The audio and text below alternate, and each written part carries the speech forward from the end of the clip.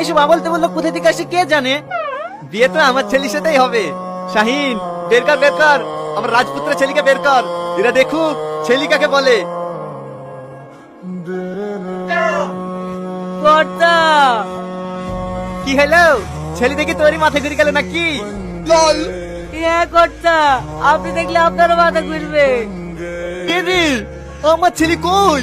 কর্তা, আমাকে বেঁচে তুমি বাবু পালিয়ে গেছে।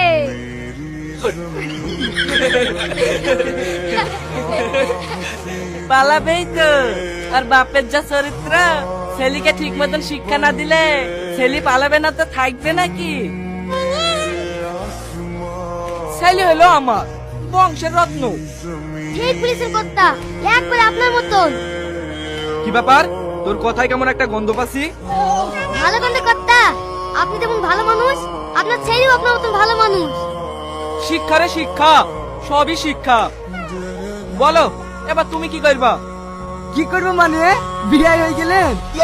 ডাকেন ডাকেন, জামাইকে ডাকেন, বিয়েটা পড়ে দিন। কর্তা কর্তা, হ্যাঁ বল। বাবু পালিয়ে গেছে। হ্যাঁ জানি তো, আমার ছেলে কাদ্দুর। কর্তা, আপনার ছেলে পালিয়ে গেছে।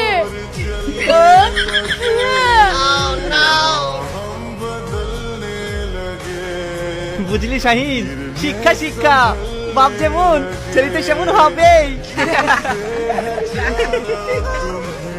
শোনো, 20 বিঘু কেন, 40 বিঘু কেন? কি ছেলে বসেন আপনারা? বিয়ে দিন অন্য মেশিন পালিয়ে যায়। আমাকে দেখেন, আপনাদের মতো আমার জমি জায়গা না থাকতে পারে, কিন্তু চরিত্র ঠিক আছে।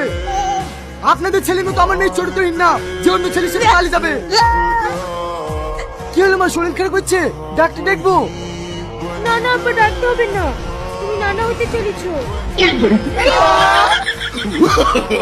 No, no, no, no. মেরে তো